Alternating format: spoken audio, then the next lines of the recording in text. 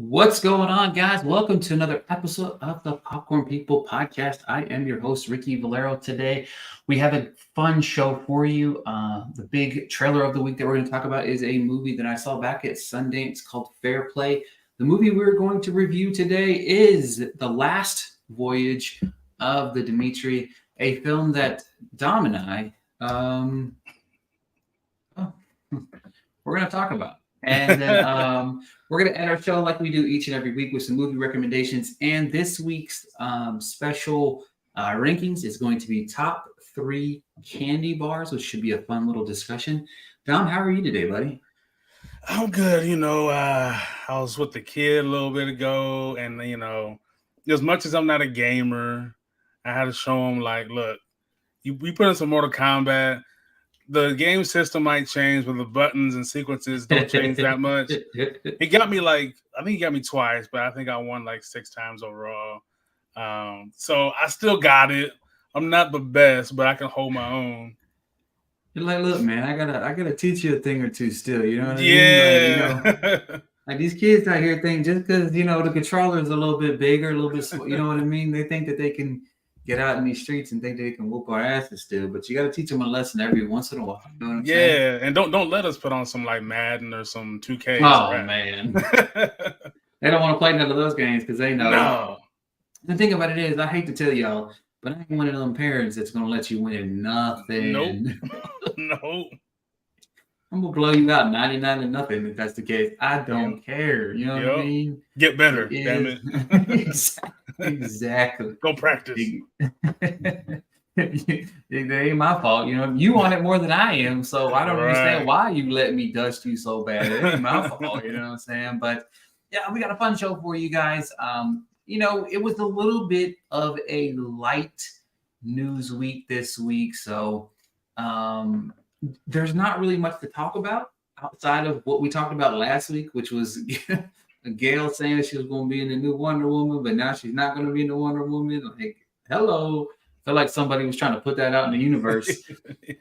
Did you see Zachary Levi's comments today about something about how, the movies they be putting out these days are all junk or whatever? I'm like, bro, you just try not to work ever again. I know. I don't understand. And he's a great guy. We both met him.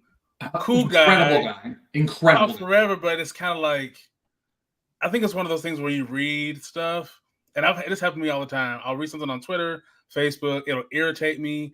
I'll type a long ass comment and then I'll delete it. Like, you know what? It's not worth it. It's not worth getting to this argument. He just can't delete it. He just fuck it, put it out there. I'm like, what are you doing, man? And it doesn't help that he's talking about what Hollywood is putting out is trash, and they're not giving you guys the best quality. And it's like, you did Shazam, the second Shazam, bro. People didn't love the movie, so I don't know what I don't know. I don't know if he's super defensive right now or what. It's very weird how defensive he's really being. And the thing about it is there's hundreds of actors movies that don't do well that don't have to make this weird spin. Go out, make another great movie, and people will not talk about that movie that wasn't so good. You know what I'm saying? The thing about it was, I don't think Shazam, the sequel, The Fury of Gods, or whatever the hell it was called, I don't think the movie was terrible. It wasn't as bad as everybody said it was. No. I just felt like everything that I loved about the first one was nowhere to be found in the second one. Yeah. And that's thing, so. It's I don't know, because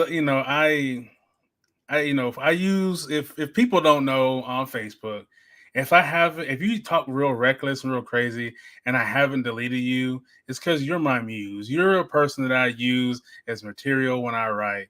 And I look through some of these, people where they're talking about, someone posted, what's the best movie on Netflix right now, right? And then I saw someone say Fatale.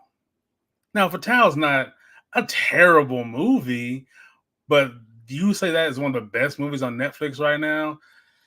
All right, and it kind of gave me a gauge of why people don't like films that critics like, because people, when you're on a grind, you got kids or whatever, people want kind of essentially like a garbage, not, and it's not a garbage movie, but like, you know, people read the trashy books because it's so out there. And it's like whatever. I feel like that's what people want in some of their movies. But then on the flip side, it'll be like there's nothing on Netflix to watch. Everything on there's trash. And it's like, I saw what you watched. You talking about that stuff that's on there is trash? Get out of here. Yeah, it's crazy to me because like even when I reviewed the Last Voyage, we owe it to the general audience to understand what they do or don't like. You know what I mean? And whether it's this film, whether it's any film that we're going to review in the future, I can sit here and tell you that I think that something is an absolute the last Jurassic Park. What was it called? Jurassic World. What was it? Dominion. Yeah. Dominion. By far one of the worst movies, like big blockbuster movies I had seen last year. At the end of my review, I said, it's not going to matter to the general audience because they're going to love, eat up all that nostalgia they had. And then people loved it, you know, and people showed up at the box office. Not like you have to understand and be able to differentiate what you like and what audiences are going to like. You know what I mean? People are like crazy like that, but you're right. Like every time I go to Netflix and I see what's in the top 10 and they're movies from the last 2 or 3 years that aren't great movies that just randomly popped up on Netflix and people have found, it's like, why is this in the top 10? Yeah. And like, and that Fatal was like, it's number 1 right now on Netflix. Like, no, it's all over my Facebook. It's all over my Facebook. And yeah. I even posted my review in someone's like comment section and they liked it. And I was like, you didn't read my review because I didn't love that movie. No, I'm like, it's like it was like a Lifetime movie. Like that's what that was. Like it wasn't terrible. It's easy to watch. And that's again, it's palatable. And that's what people want as audience, the general audience. People wonder why Six Underground or whatever, all these other Spencer Confidential or whatever. Exactly. All of these Mark Wahlberg or The Rock led movies are always in the top of Netflix. It's because they like those no-nonsense movies. And there's nothing wrong with that. There isn't. But you know what I mean? Like that's why sometimes there is a big disconnect when it comes to award season, because there's a lot of movies that people don't understand why are getting rewarded. But when they say their favorite movies are like Fatal, then you're like, well, I understand why there's such a disconnect. Yeah, they have to look at it too. Like when you go on social media, no matter the platform, when it comes to sports, you see how passionate a lot of these people are with whether it's their teams, whether it's like who's the GOAT or whatever. That's how we are with film. So if you try to say that this movie, which is a LeBron movie, is better than this movie, which someone might consider a Jordan movie, we're gonna have this debate. But don't you dare try to say that this Chauncey Billups movie is better than these other two. It's like, no, there's a difference. Yeah, exactly. Big difference. Before we jump into the trailer of the week, and we're going to review this movie next week on the podcast. Dom and I are going to a screener tomorrow night of the Shudder film called Bad Things. It's written and directed by Stuart Thorndike.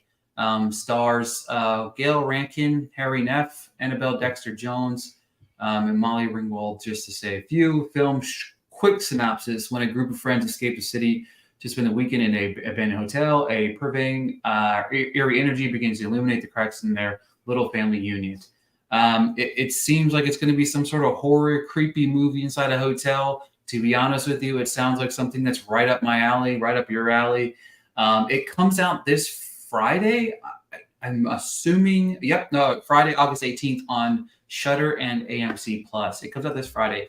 Dom and I are seeing it tomorrow night. I'm excited because we don't always get the opportunity to see these movies that come direct to streaming platforms on big screens. So I'm excited to be able to see it. And on top of that, the theater that we're going to see is pretty nice. So, and I wonder if with them doing this, is this Shudder kind of throwing their hat in the ring of eventually being like, hey, we got some movies that are award. They have some bangers. Yeah. They have some bangers. And even so, like maybe not even necessarily award worthy, but also maybe just like, hey, maybe in these times of the months, September, October, Halloween, drop a Yeah. movie in theaters for a week. Yeah. Like, see what kind of traction you can get. Make a little bit of money.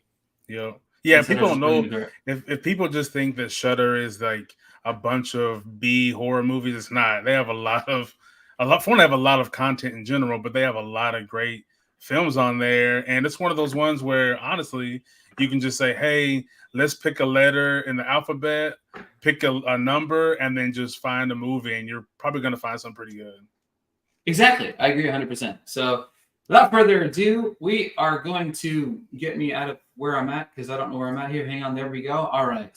I'm lost. All right. So that trailer of the week, Fair Play, premiered at Sundance early in the year. I have yet to venture into Sundance territory besides some one-offs, but this trailer looks great.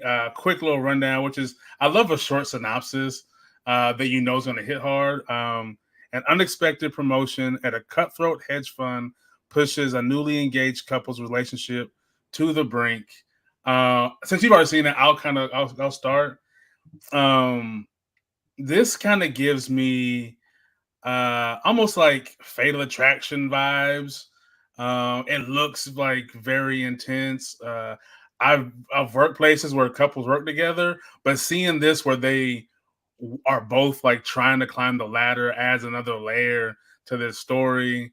And it looks sexy. It looks dark. It looks like everything that can go wrong is going to go wrong. But since you've seen the movie, doesn't necessarily mean that you've seen the trailer. So how does a trailer look to you based off what you already know? So at Sundance, Fair Play is one of the best movies I saw at the festival. I think I even had it second. It's my second favorite movie at the festival. No, third, behind only Rye Lane and Magazine Dreams. And honestly, this just like Magazine Dreams and Oppenheimer is as close to a 5-star movie that I've seen on the first watch. I've been trying to not give 5 stars on one watches anymore, Right. but sometimes it's this close. The trailer plays perfectly to really kind of set. My thing is this: I want everybody to watch this one trailer and never watch another thing about it again, because this movie has one of the best third acts I've ever seen. Like, this movie is incredible. The dynamic that you talk about of the couple, like they're battling for this same promotion type of thing. When one thing goes another way, it's just you're right. It's brutal though. It is like brutally like.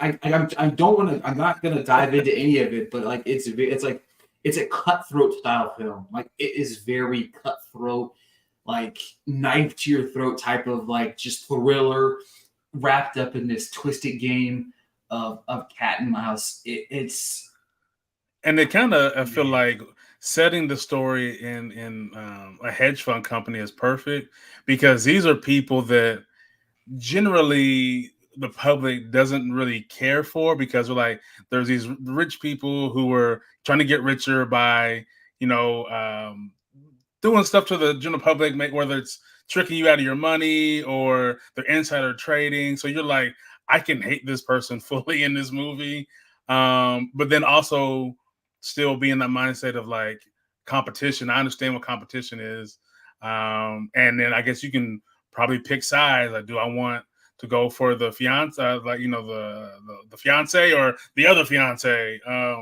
It's an interesting dynamic, and I think it's something that we haven't seen in a while, at least, especially in that realm. Normally, it's a Me Too esque type of film that's in around there, or it's just like a Wolf of Wall Street where we're watching a whole bunch of dude bros get rich. exactly. Yeah, it's definitely interesting. Chloe Demont, she directed and wrote the film. It's her feature film debut, which is insane to even think about. Phoebe Dynevor and Alden Ehrenreich, who I also believe was in Oppenheimer as well. To be honest with you, like this is awards worthy work. Screenplay, actor, actress, like this is the whole kit and caboodle for me. Like, if this isn't in people's like top, I think 80 to 85% of the people that saw it at Sundance really liked it.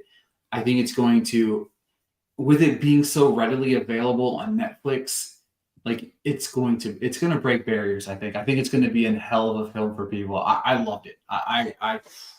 Yeah, I think that like I know the industry isn't built like the way Netflix has built itself up, but I feel like that model works so well for them to where Yeah. if you can purchase a film or create an original film, put it in the theaters for 2 weeks, and then and I guess later it's gonna be a little bit longer, but then allow everyone at home to be able to watch who can't make it to a theater.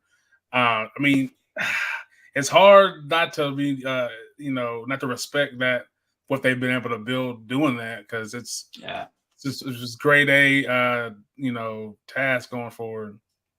It's crazy because I feel like I feel like they still need to play with the theatrical. Yeah, thing, yeah. They definitely need. They need that. I mean, they have enough marketing, I would assume, to say, even just if they run it on their streaming service and say, hey, this is gonna only be in theaters for a theatrical run and then come straight to Netflix. But instead of marketing, traditionally you do it mainly on your app, on your Instagram page. That way you're playing with in-house money instead of having to pay this person. Because like, was it the first that started up? Roma was the one that kind of started the whole thing. Yeah. And clearly it was good enough in theaters to win, but I guess they didn't think like, we shouldn't have to spend this much money. And then now we're where we are now. So, I mean, they have the cachet to put some good things in theaters and win. I agree. And then on top of that, you had, Knives Out did pretty decently in the 10 days or whatever it was in theaters last year. So they made money. Like, I think if you give the people the option, you say, hey, look, we're going to drop it in theaters in 2 weeks. People think that's such a bad thing for movies. And I disagree. Like, there's people that want to see movies in theaters and people that want to wait. So if you have a streaming platform, spend a little extra money on the marketing, drop it in theaters for 2 weeks and say, hey, look, this is coming out August 5th in theaters. It's going to come out on Netflix October 22nd. Who cares? You know what I mean? Like get that money, but also theaters get the money. You know what I mean? Yeah, because I think it creates a necessity to see it. If hey, this is only going to be in theaters for 2 weeks. Oh shit, we got to go one of these days. Yeah, because like Knives Out was like selling out everywhere, and people were like, "Oh man, I can't get to see it because of this and that." I'm like, make a deal with one of these companies, even if you do it for one, even if you just do it Regal, even if you just do MC. And I think that might even raise the bar too. Like that would help a AMC or a Regal by saying, hey, look, we're going to exclusively distribute your films at Regal or AMC 2 weeks, and then they're going to hit Netflix. Boom. You know what I mean? Like I've had that kind of idea for so long that if you're one of these streaming services, you have your Game of Thrones, you partner with AMC or Regal, you show it in the theater every Sunday, but people can also watch it at home. You create a bigger fandom where people can watch the stuff for people who also love that show, and they can dress up, you can do snack and drink deals. There's a lot of things they can do, but I mean, I guess like the same thing with like these, strikes. People don't want to come to the table and evolve. Somebody wants the bigger cut of the pie, and that's probably the issue, I would assume.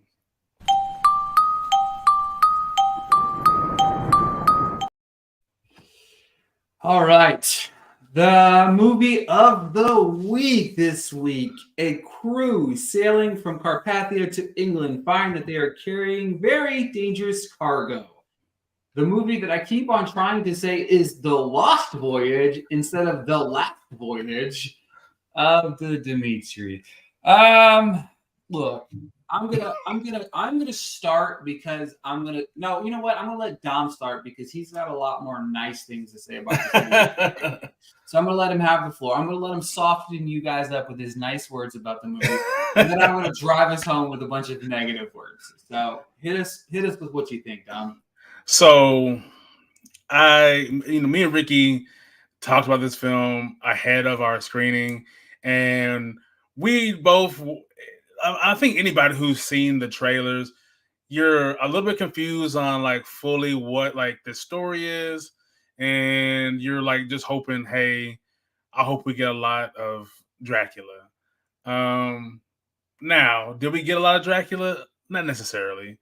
I do think there is a reason, and the reason makes sense because um, he's in a weakened state. So and which makes him vulnerable, but also very dangerous. The film, I believe, is only going to be fully appreciated by people who have read Bram Stoker's Dracula.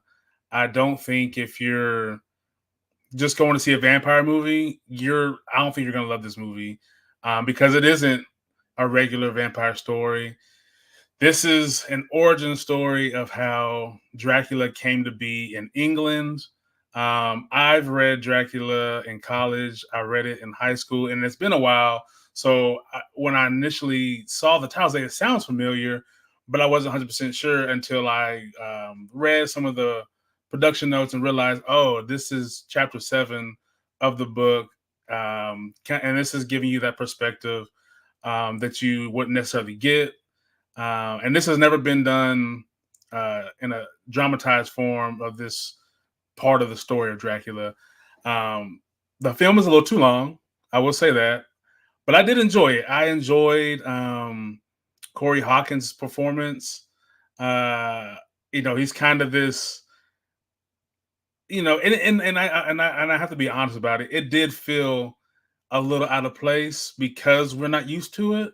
We're not used to seeing this singular Black character around the 1800s, I believe. And what you expect happens. I mean, he gets treated a little differently, but it's not as grisly as I thought it might be. I'm glad it wasn't. But yeah, it felt a little out of place at first, but it's because we're so used to being fed stories like this and never seeing any Black people. So when you see one, even as a Black person, you go, is he supposed to be there? But no, he did great. I can't remember the actress's name. She did great too. Their pairing. There's a sweet relationship between the captain and I think it was his son or grandson. Grandson. Yeah. But I did like the way that they did the sequences that we did see of Dracula, where you see flashes, you get to see how strong and how menacing he is. We live in this realm of life where anything supernatural seems either very prevalent or you're trying to look at everything logically. Like, there's no way this is what I think it is. It can't be a monster. It has to be a stranger on board who happens to be really fast and I can never catch them and these things. But no, I think the for what it was, based on off of this book, it unfolded like the chapter of the book. Its pacing feels slow, but it's because it is building to this crescendo. Dracula, when we do finally see him in his full form, I mean, there's one shot where they finally see him as a crew, and the ghastly looks on their faces was probably one of my favorite things because it genuinely felt like they were shocked as he's attacking somebody. But yeah, I thought the movie was pretty good. I think I gave it a 7.5 out of 10.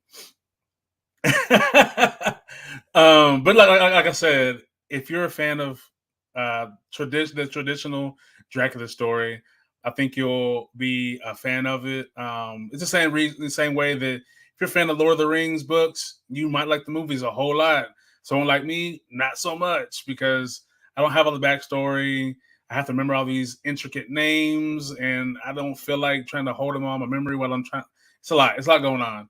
But you know what the best thing about the Lord of the Rings is? What's that? They introduced me to the idea that there can be a second breakfast. That's what you're saying. But yeah, I thought the performances were good. I thought the film looked great. The production design is really well done. the one thing that does look a little wonky sometimes is like the water, because I'm sure that it's CG and they make sure it was as dark as possible to make sure the textures look decent. But yeah, I mean, I had a pretty good time. I don't have too many negatives for it, besides that I thought I was going to get more of this gruesomeness, but once I realized what this was, I gained a better appreciation for what was presented to me. But, so the girl, I'm not going to try to say her last name, yeah. her. So the thing about it is she started in a movie in 2018 called The Nightingale, and she gave a incredible performance in that film. Like, that was a pretty ruthless film. She gave an incredible performance in that film, but that's who that was. That's who he was talking about. Okay, so here's the thing. I had moderate expectations. Dom and I have really kind of. I love the kind of conversation. Like, sometimes I wish the conversations we have before we see movies was like a podcast, because it's funny. Because like, we say things, we shoot the shit. You know what I mean? Sometimes we have to be there a little bit early. So we're typically there 30, 45 minutes early, shoot the shit about these films. This is my problem.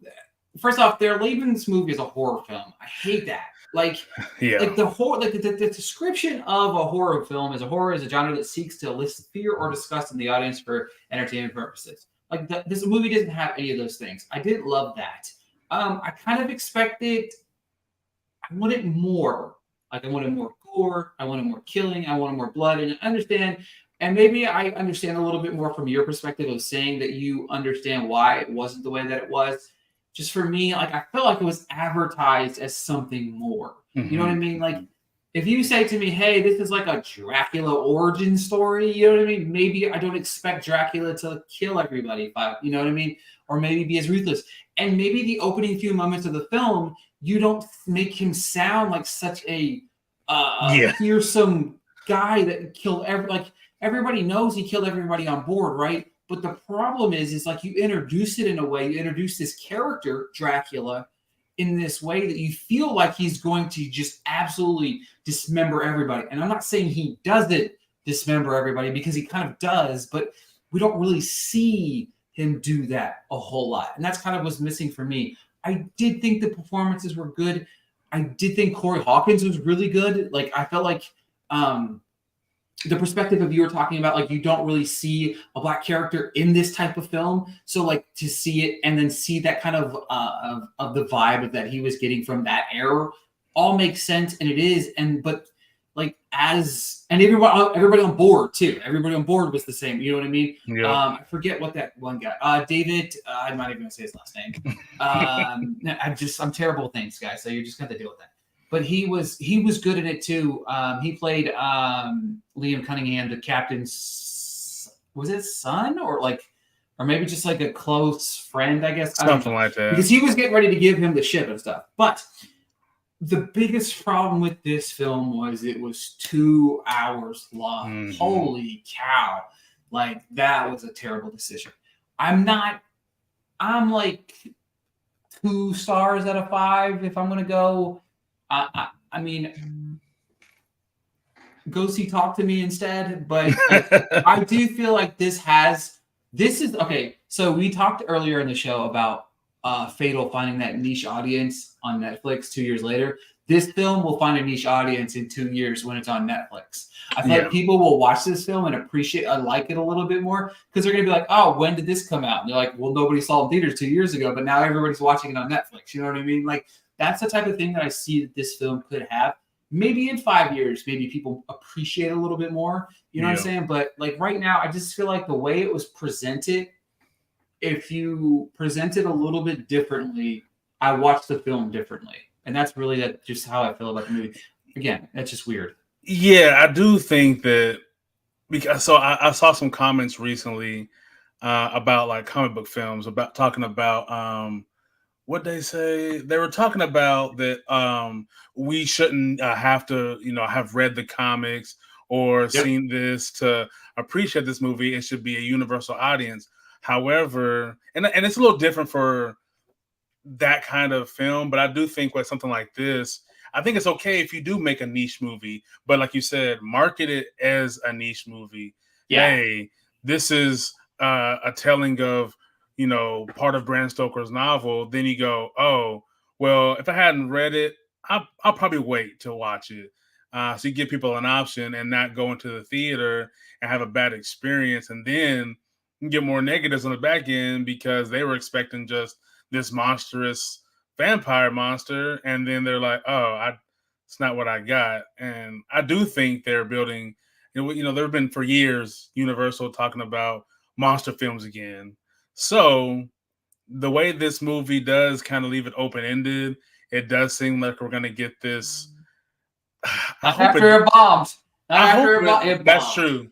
That's true. Bombed. I just hope it's not. If they do, or if they're able to do it, please don't make a Van Helsing. Just make it similar to the book. You can change things up because they already did a little. There's little things that were changed because in the book, when the ship crashes into the shore, they see a big dog run from the ship, and then they're trying to find out where the dog went. And of course, that was Dracula in disguise. This film, it's a little different with the dog. And also, they find the captain crucified to the wheel. He is, but it's done a little different in the movie. So there's little subtle changes. But yeah, like they should just marketed it better. You can't, and especially because that's why I'm very what's the word I'm looking for? I pick my cover photos very carefully when we do reviews, and the images we were given for this film were a bunch of Dracula pictures, and I was like, I don't want to use those because it's misleading. So I used the one where it's the back of his head. It looked cool anyway, but it's the back of his head because, for one, I don't want to ruin what you aren't going to get as much as you want to of in the first place. But then also that shows you when I put it out there, you're thinking like, hey, I'm going to see, fuck yeah. And then you go, this motherfucker lied to me. Yeah, it's weird. Yeah, man. I agree. It was definitely marketed wrong. And I think that's the biggest problem of why it landed where it did, because unless you are a Dracula noir person like Last Voyage of Demeter, I don't know what that is. And I agree with you. Like I'm very big on, I don't care if it's Harry Potter. I don't care if it's Lord of the Rings. I don't care if it's 50 Shades of Grey. I don't care if it's a comic book movie. You need to make a movie for people that enjoy the book and for people that have never read the book. You have to attract both audiences. Like Red, White, and Blue, that movie came out on Prime Video on Friday. There's a lot of people that were mad because they took pieces out of the book and didn't put in the movie. That stuff's going to happen. Like my wife read the Sharp Objects, the show that Amy Adams did that was on HBO. Incredible show. But she was like, she read the book and was like, I'm going to go rewatch the show again just recently. And she's like, half of this shit's not even in there. And it's like, yeah, and that's just kind of how it happens. But like, you have to be able to, like, if you say to me, hey Ricky, like prior to last week, hey Ricky, what's the Last Voyage of Demeter from? I don't know. Yeah, they should have said, they if they didn't want to shorten the title, it should have been The Last Voyage of the Demeter, a Dracula origin story. And it'd been, cool. Hey. Or you know what I mean? Or like, something. A Stoker Dracula film or something like that where you go, oh, okay, I know exactly what I'm going to get. Based on a chapter from the book in Dracula. Like something. Yeah. Based on the pages of Dracula. Right. Perfect. Automatically already more interested. You know what I'm saying? So, I don't know, man. Let's give some recommendations.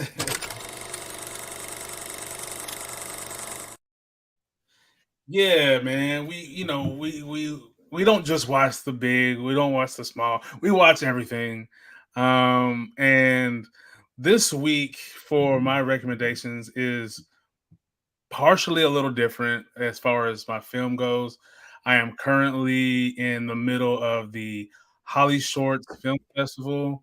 I love short films because for one, this is kind of like watching high school football, basketball, or college, and you go, oh, that's gonna be the next big person. You get to see these filmmakers early, or even if it's a bigger filmmaker, you get to see a passion project, you get to see creativity. So right now it's going on. It started the 10th, I believe, or 11th, goes through the 20th. So I've seen some really good ones. So if anybody out there is interested, if you Google Holly Shorts Film Festival, tickets are still on sale, and you get a whole catalog you can watch from home. Television. Season 2 of Killing It is about to come back on Peacock, I believe, with Craig Robinson. The first season is really good.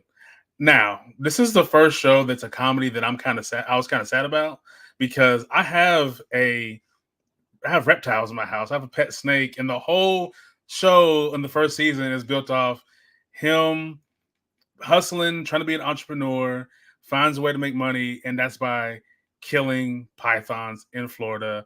And I'm like, damn, I gotta cover my cage of my terrarium for my snake. Like, my bad. Like, I like Craig Robinson. But yeah, if you want to catch up on the show, I think I watched it in 2 days. It's really good. Craig Robinson's always been talented, but it's really good to see him lead this show. I think season 2 starts the 17th on Peacock, so that's what I've been watching. So I love like smaller shows where you're getting some stars that they're not superstars. And Craig Robinson's hilarious. I mean, like he's so. All right, my 2 watch recommendations. I actually went to kind of TV shows this week. That's one of the weird things about this year for me is like I've really kind of dove more into the world of TV this year than I have movies. So like I'm used to always watching 300-400 movies a year, and I'm just like now it's like I'm so engulfed in TV, enjoying TV, that it's just kind of really had. But one of them is kind of a talk show-ish thing that if you haven't watched before, I highly recommend it. It's Heart to Heart.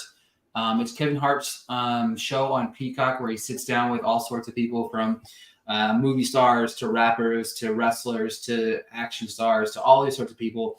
Just a list of the names that he's had in season 3 was Mark Cuban, The Rock, Will Smith, John Cena, Sofia Vergara. He had her. She like that episode was surprising to me how funny it really was. Like she gave it to him a couple times. It was just kind of hilarious. Dr. Dre's on this season. I'm trying to remember. He's got a star-studded cast on there. But season 3 was really good. If you haven't seen the show, like I highly, highly, highly, highly, highly recommend. It's funny. They sit down, they have some wine together, and they muck it up about whatever. Let's see. I'm just gonna give you guys a quick rundown. Let's see. Issa Rae's on there. Will Ferrell. Oh my god, that episode was hilarious.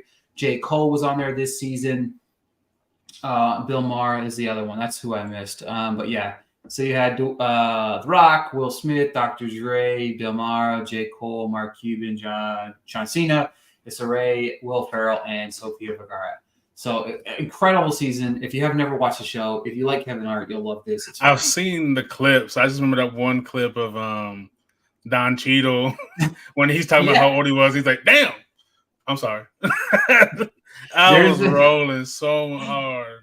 There's another one from this season with The Rock, and Rock was talking about how like he didn't make it in the NFL or whatever, or something like he's like he had goals of winning a Super Bowl, winning a MVP, winning this and winning that, and Kevin Hart looks at him and he says, "Let's just cut to the chase. You didn't even make it to the NFL," and The Rock was like, "Damn!" Like, but yeah, like it's like it's just conversation. It's funny. It's some back and forth banter.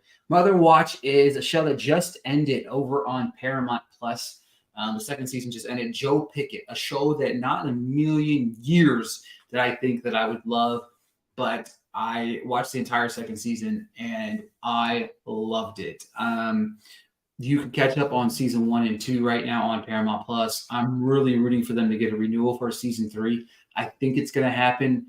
Obviously, we're in the midst of the strikes, so it's a little bit harder for films to just get our TV shows to get that green light because everybody remembers last time we had these strikes, TV shows that were for sure going to get another season ended up getting canceled because money.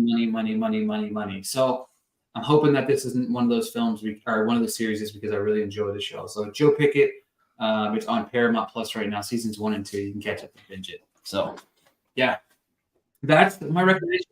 I've been like digging deep, trying to find some stuff to recommend because like I'm in the midst of like watching so many different things. But yeah, I'm actually rewatching season 2 of The Lincoln Lawyer right now with my wife. So it's yeah. But yeah, I end up. I've gone. I think the past like couple weeks of, I always end up on Max, and they have some solid series on there, and I end up just put one of those at night before I go to sleep, and also Working Moms on Netflix. I love that show. Um, yeah, man, like there's some good stuff out there, man. Everybody, you can't always look for like these star-studded affairs to get your Yeah. television, because all these stars eventually, or at one point, were on a smaller show that you want to go back and watch. And you're like, oh shit, I didn't know they were on this show. I was like, yeah, you skipped it because you didn't know anybody, but now you love that person.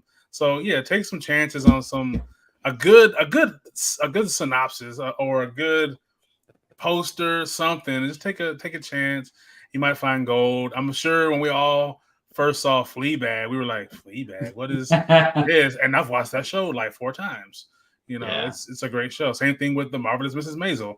What is this? And then you watch it, you go, this is addictive, because this, Rachel I've Brosnahan never seen is it. so good. Oh, she's so good in that show, dude. Yeah. It's I know. I stupid. haven't. Yeah.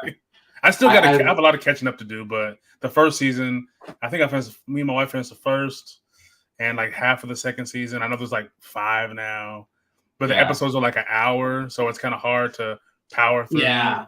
Yeah, that's the stuff that I try to look out for when I'm binge watching shows. Most shows I'm like, I want a solid 30, 35, 40 tops, but then it's like when you hit those hour episodes, I'm like, Yeah. a little bit harder to binge watch. And a show I'm excited to talk about in the near future. We all love trash TV like I do. I'm a big Netflix reality guy. The next season of The Ultimatum is up around the corner. I can't say much about the new season, but I can say I've watched it, and woof.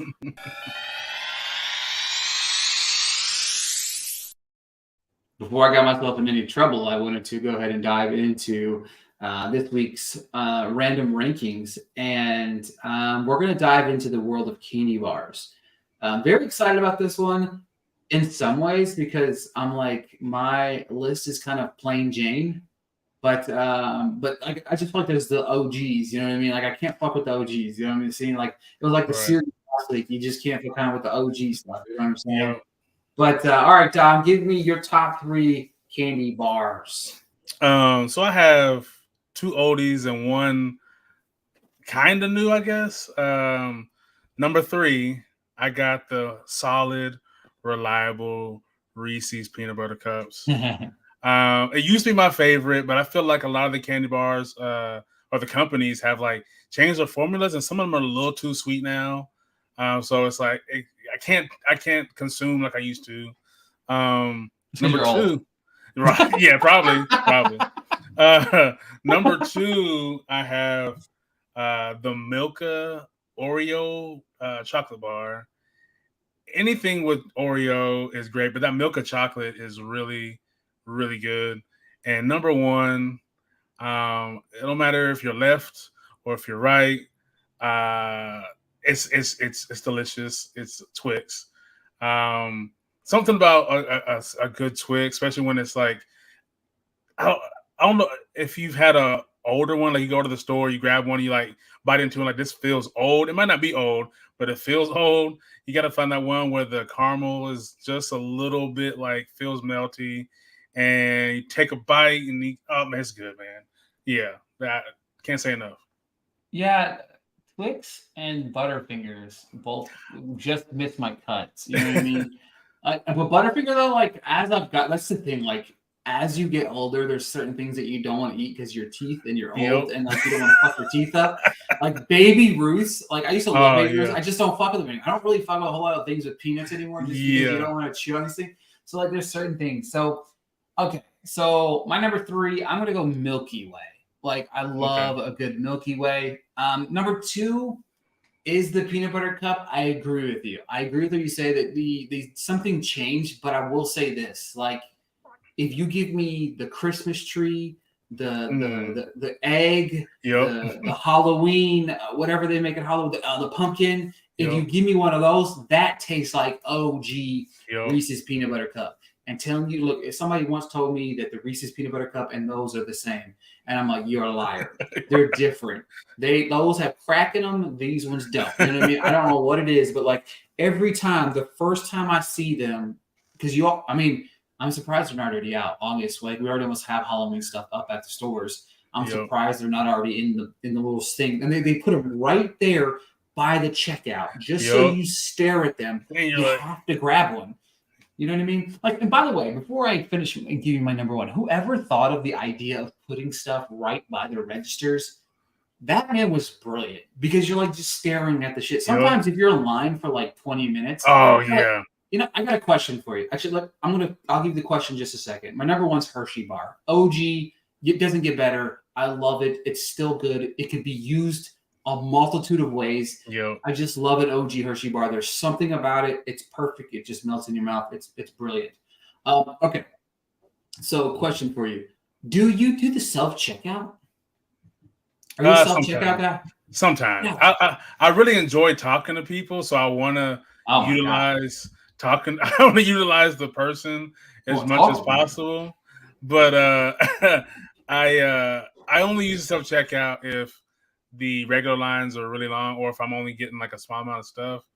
But other than that, I'm in the regular checkout. I have a funny story.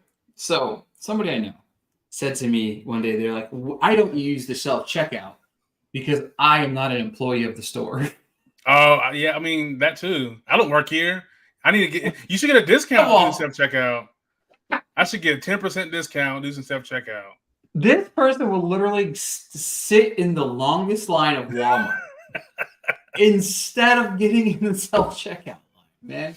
See, if it's packed, I feel weird at self-checkout because I feel like everybody's looking at me and judging me and like, hurry up. And it's like, I'm trying. I don't want to skip anything. I feel like there's just eyeballs everywhere. It's a lot of pressure. It's like shooting the damn free throw with like 3 seconds left. I'm sorry. I'm trying. Another thing is like, it's crazy to me. I want more stores to adapt to the Sam's Club. Like, let me scan when I go to Sam's Club, you can download the app. You can scan as you go. You check it on your phone before you go. You scan your receipt, scan a couple items, you're out the fucking door. Yeah, let nice. me do that in stores. You know what I mean? Like, let me scan as I go. Look, I understand people are stealing shit, but look, I mean, Walmart ain't hurting if a couple people steal a few things. You know what I mean? I'm sorry, they're not. You know what I mean? Like, it happens. But yeah, I think it's funny to me. It's just a random thing to end the show. The show's always ending random, but I don't know. Next week's show we have for you. I don't know what we're gonna. This week is Blue Beetle week and Strays, I believe. And Strays. Now, we said we will talk about bad things. Is it bad things? Yeah. Right. Bad things. We'll talk about that on next week's show. I haven't talked with Dom. What are you seeing? Are you seeing Strays and Blue Beetle this week, or that? I know I'm seeing Strays. So you are seeing Strays on Wednesday, yeah. Okay, so maybe I'll do Strays then. I'm trying to figure out what to prioritize because I don't know if I can do both either. That's what I'm trying to figure out. So I'm like, what are we gonna like? I just want to make sure that we're reviewing the same movie on the show, you know. And we're talking about this on the air because why not? You know what I mean? Give these people, you know what I mean? Behind the scenes. Behind the scenes. Look, comment below which movie you and Dom and I have seen theaters this week. Now. Yeah, definitely. We'll have another movie on deck. I'm sure they'll release a trailer. I'm sure maybe we'll have news this week. Maybe the WGA and the studios will sign a deal this week. That would be pretty cool. Maybe the studios will start paying these actors. I don't know. Right. We'll see. Maybe Stephen Amell will go and have himself a nice babyface turn and go stand in line and start picketing with everybody else. It was funny because only probably fucking 10 people that follow me understood my reference. I'm like, this is what we call in wrestling a babyface turn. Like homeboy was in line with the worst smile on his face. Like, bro, PR probably told you, go get in that picket line, hold that sign, and smile. You did the standing, you did the sign, you didn't smile. We knew you weren't happy to be there. But never mind. I was going to say something, but I don't want to get myself in trouble. So watch Heels, though, on Starz. That being said, we'll wrap it up for this week, guys. Great show. Oh, it's fun. You threw a curveball on your candy bars there, so. Yeah, Curve 'em. You got to, man. Oh man, we'll see you guys next week.